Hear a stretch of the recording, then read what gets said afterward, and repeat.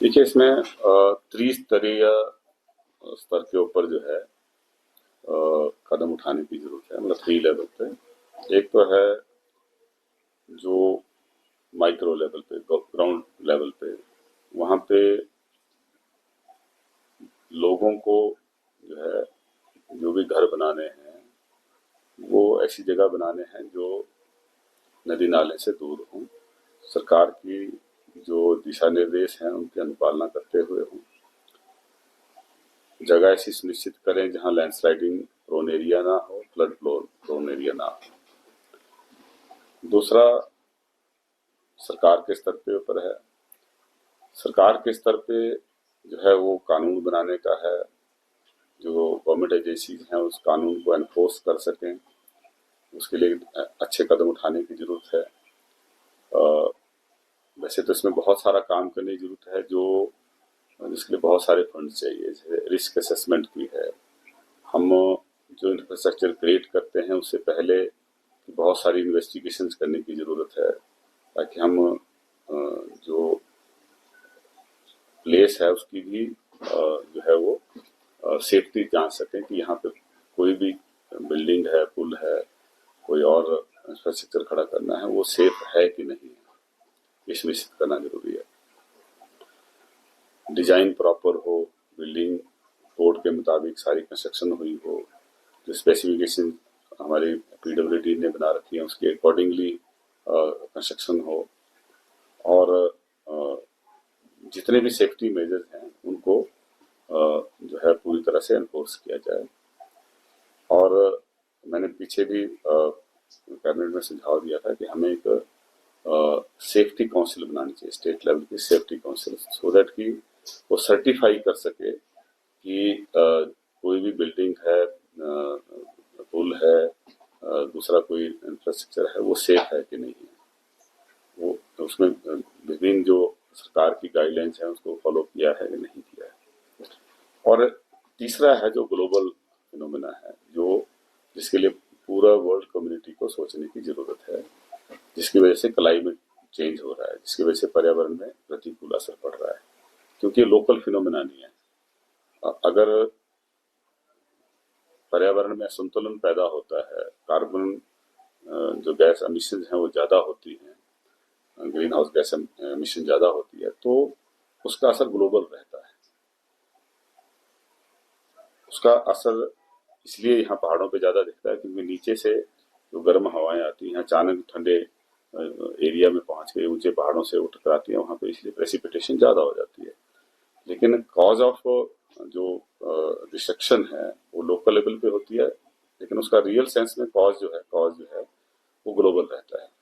हमें ये भी देखना है कि किस तरह से हम जो क्लाइमेट चेंजेस हैं उसको कैसे सामना कर सकें। डिफरेंट इंटरनेशनल ऐसी कॉन्फ्रेंसेस हुई हैं पर्यावरण को लेकर, जिसमें कहा गया कि जो हाई कार्बन एमिशन स्टेट्स हैं वो उन कंट्रीज को कंपनसेट करे जिनकी कार्बन एमिशन कम है।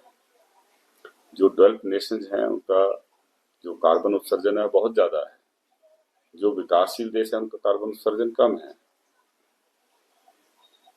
अमेरिका, यूरोपियन कंट्रीज का बहुत सारे देख रहे हैं, चीन है, दूसरे बड़े देश हैं जो विकसित राष्ट्र हैं, इनका कार्बन उत्सर्जन हिंदुस्तान के मुकाबले कम है।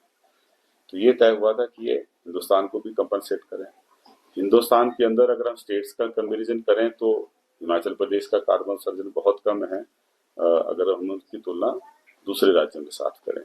तो विद इन कंट्री हमें भी जो है वो कंपनसेट किया जाना चाहिए, ताकि हम उस पैसे से जो एडवर्स इम्पैक्ट हमारे ऊपर आता है उसकी मिटिगेशन का हम जो है कदम उठा सकें, उस जो डैमेज संभावित है उसको मिनिमाइज कर सकें, और जो हमारे इंफ्रास्ट्रक्चर है वो डिजास्टर रेजिलिएंट बना सकें।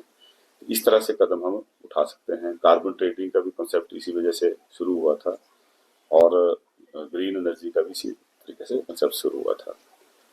हिमाचल प्रदेश के माननीय मुख्यमंत्री जी ने भी ये निर्णय लिया है कि हमने 31 मार्च 2026 को ग्रीन एनर्जी स्टेट इसको डिक्लेयर करना है, और हम उसके लिए वचनबद्ध हैं और मुझे लगता है कि हम उस टारगेट को पूरा करेंगे।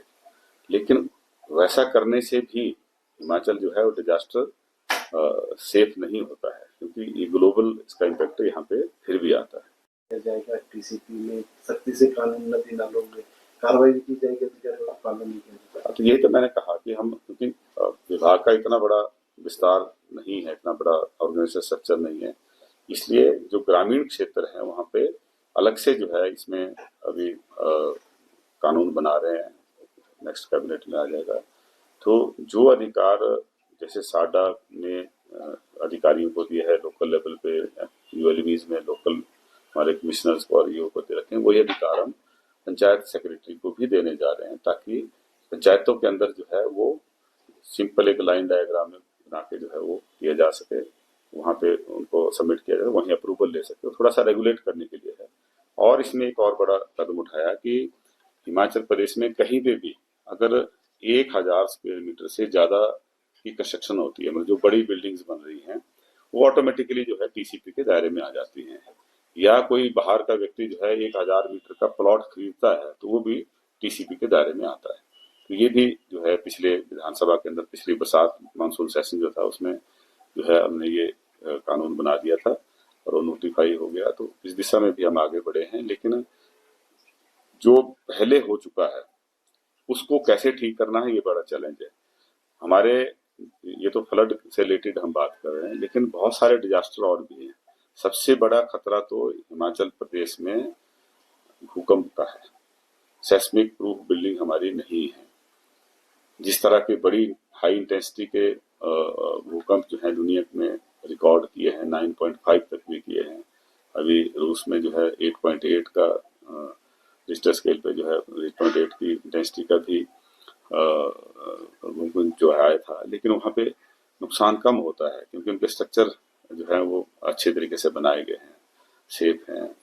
हमारे भगवान ना करे कभी अगर इससे थोड़ा 2 पॉइंट कम का भी अगर आ गया तो बहुत भारी नुकसान जो है वो होने वाला है, और उस नुकसान को कैसे मिनिमाइज किया जा सके उसके बारे में बड़ा युद्ध स्तर पे काम करने की जरूरत है। जो हमारे टेक्नोक्रेट्स हैं उनको भी एक उनके अंदर स्पेशलिस्ट जो है वो तैयार करने पड़ेंगे ताकि एग्जिस्टिंग बिल्डिंग को रेट्रोफिट करके हम ज़्यादा स्ट्रेंथन कर सकें। नई जो बिल्डिंग बनानी है, हालांकि गवर्नमेंट की ज़्यादातर बिल्डिंग तो जो तय मानक है उनके हिसाब से बनती है, लेकिन प्राइवेट जो बिल्डिंग है वो तय मानकों के आधार पर नहीं बनती है। उसका प्रॉपर डिजाइन नहीं होता, उसकी कंस्ट्रक्शन सही तरीके से नहीं होती और उसका साइट सिलेक्शन सही तरीके से नहीं होती। तो इन सारी चीज़ों को ध्यान में रखते हुए अगर हम काम करेंगे तभी भविष्य हमारा सुरक्षित रहेगा, तभी हम इन डिजास्टर से जो है अपने आप को बचाव उसका कर पाएंगे। कम्युनिटी को भी इसके बारे में कदम उठाने पड़ेंगे। स्टेट के लेवल पे जो कानून बनाने का, कानून एनफोर्समेंट का काम है, उस दिशा में भी सख्त कदम उठाने की जरूरत है और हम उठा रहे हैं। और लोकल लोगों को भी जो है उसमें सहयोग देना है, क्योंकि अगर वो कानून की अनुपालना नहीं करेंगे तो कानून फिर कागजों तक सीमित रह जाता है, उसका कोई मतलब नहीं रहता है। अभी हमने निर्णय लिया है कि हिमाचल प्रदेश का जो ग्रामीण क्षेत्र है, क्योंकि जो हमारा टीसीपी डिपार्टमेंट है इसके अपना अपना जो सेटअप है विभाग का इतना बड़ा नहीं है, इसलिए हमने जो अर्बन लोकल बॉडीज हैं, नगर पंचायत है, नगर परिषदें हैं, नगर निगम है, वहाँ पे डायरेक्टर टीसीपी की पावर जो है वो लोकल कमिश्नर्स को और ईओ को दे रखी है। जहाँ प्लानिंग एरिया है उसकी सीधे तौर पे जो है वो टीसीपी का पावर रहती है। जो साडा एरिया है वहाँ पे पावर जो है हमने एसडीएम और डीसी को दे रखी है, ताकि लोगों को जो है वो घर के नज़दीक जो है वो सारी कंप्लायंसेस और उनकी अप्रूवल्स लेने के लिए कोई ज़्यादा दिक्कत ना हो। लेकिन सब कुछ कानून जो है इसलिए बनाया जाता है ताकि लोगों की जान माल की सुरक्षा हो सके। लेकिन इसमें लोगों का सहयोग जो है बहुत ज़्यादा जरूरी है, क्योंकि लोग इसमें सहयोग करने वाले बहुत कम होते हैं। अगर हमारी योजनाबद्ध तरीके से जो है एक सुनियोजित तरीके से विकास होगा तो लॉन्ग लास्टिंग होगा, सस्टेनेबल होगा। और हैफाजर्ड वे में हम अगर कंस्ट्रक्शन करेंगे और जिसका जहाँ मन है वहाँ पे जो है कुछ भी बनाना शुरू कर देते हैं तो उसका नुकसान होगा।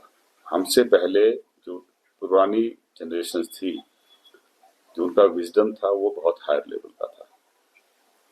पहले घर मकान वहां बनाते थे जहां आबादी के रकबा होता था, मतलब हमारे बुजुर्गों ने मिलजुल के ऐसी व्यवस्था बनाई थी कि घर बनाने के लिए एक डेडिकेटेड लैंड थी, उसी पे ही घर बनते थे। लेकिन जैसे हम आज़ाद हुए, थोड़ी सी हमारी जनसंख्या बढ़ी, उस वजह से हमने जहां मन आया वहां पे घर बना दिए। इस वजह से ये डिजास्टर जो है ज्यादा बढ़ गए हैं। तो आज हमें दोबारा से सोचना पड़ेगा, जो टीसीपी का भी मैंडेट है कि हम लैंड पूलिंग की तरफ जाएं, हम जो है अलग अलग जोन्स बनाएं, हाउसिंग के लिए अलग जोन हो, कमर्शियल एक्टिविटीज के लिए अलग जोन हो, हमारी ट्रांसपोर्ट की प्लानिंग हो, हमारी एनवायरमेंटल प्लानिंग हो, सोशल प्लानिंग हो, तब जाके हम एक सस्टेनेबल डेवलपमेंटल एक्टिविटीज को जो है बेहतर तरीके से आगे बढ़ा सकते हैं और वो डिजास्टर के जो इम्पैक्ट है उसको हम मिनिमाइज कर सकते हैं, उसको कम कर सकते हैं। अगर आप ये वीडियो YouTube पर देख रहे हैं तो हमारे चैनल को सब्सक्राइब कर बेल आइकन दबाएं और Facebook पर देख रहे हैं तो हमारे पेज को लाइक करें।